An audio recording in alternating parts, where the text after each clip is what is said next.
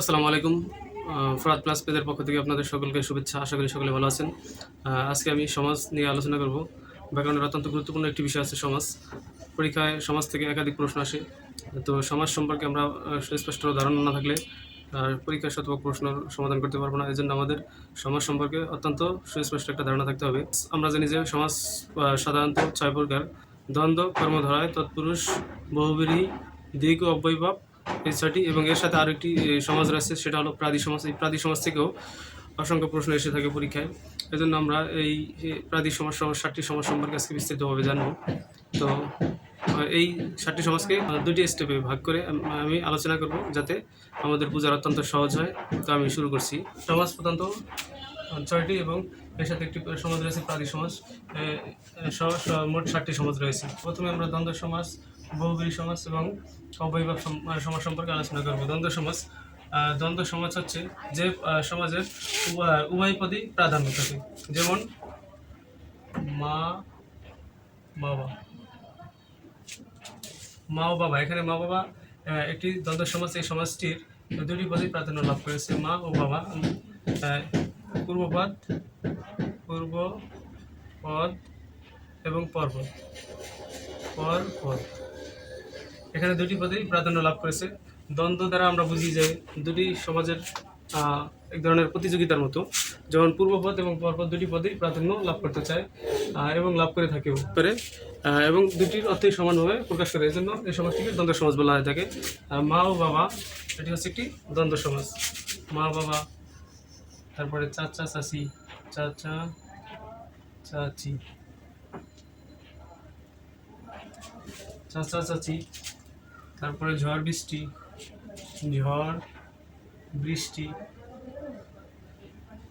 বৃষ্টি, তারপর ভাই বোন, হাট বাজার, এগুলো সবই হচ্ছে দ্বন্দ্ব সমাজের অন্তর্ভুক্ত। যে সমাজের পূর্বপদ এবং পরপদ উভয় পদই প্রাধান্য লাভ করে, সে সমাজকে দ্বন্দ্ব সমাজ বলা হয়ে থাকে। যেমন মা বাবা, চাচা চাচি, ঝড় বৃষ্টি, ভাই বোন, হাট বাজার ইত্যাদি। তারপরে বহুব্রীহি সমাজ হচ্ছে এমন একটি সমাজ যে সমাজের পূর্বপদ বা পরপদ যে সমাজের পূর্বপদ বা পরপদ কোনো পদেই প্রাধান্য লাভ করে না, তৃতীয় কোনো অর্থ প্রকাশ করে, সেটাকে বলা হয় বহুব্রীহি সমাজ। যেমন গায়ে হলুদ,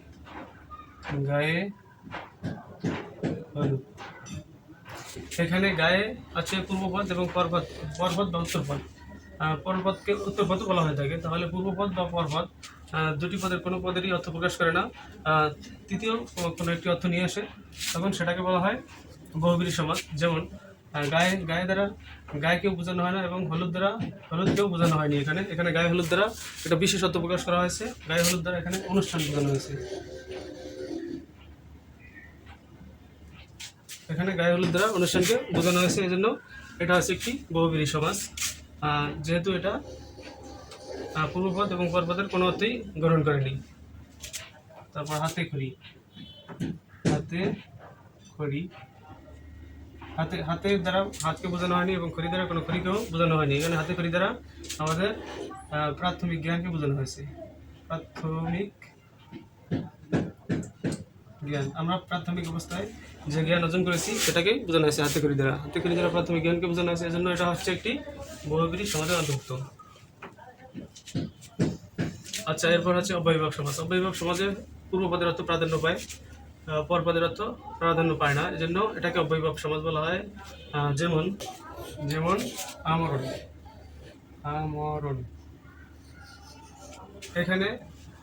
এখানে আমরণ দ্বারা মরণকে বোঝানো হয়নি, অর্থাৎ মরণের পূর্ব মুহূর্তকে বোঝানো হয়েছে, মরণের আগ মুহূর্তকে বোঝানো হয়েছে। এখানে এই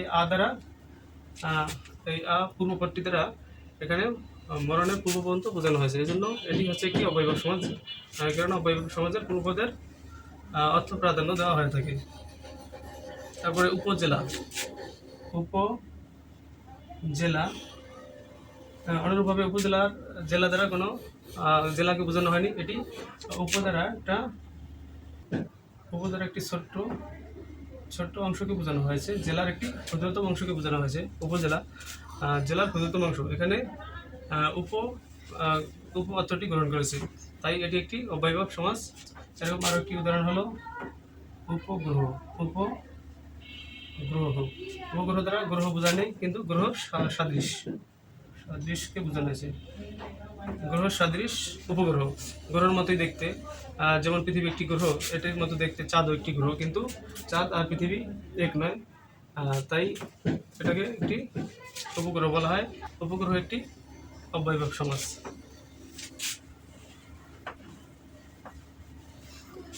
আচ্ছা, এরপর দ্বিতীয় ধাপে দেওয়া আছে যে কর্মধারয় সমাজ, তৎপুরুষ সমাজ, দ্বিগু সমাজ এবং প্রাদি সমাজ, এই চারটি সমাজের পরপদের অর্থ প্রাধান্য পায়। তাহলে যেমন মহানবী, মুজিব বর্ষ, চা বাগান,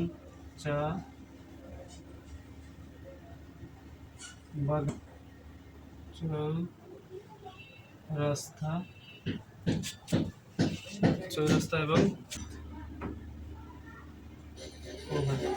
এখানে প্রত্যেকটি সমাজেই দেখা যায় যে শেষের অর্থটি প্রাধান্য পেয়েছে।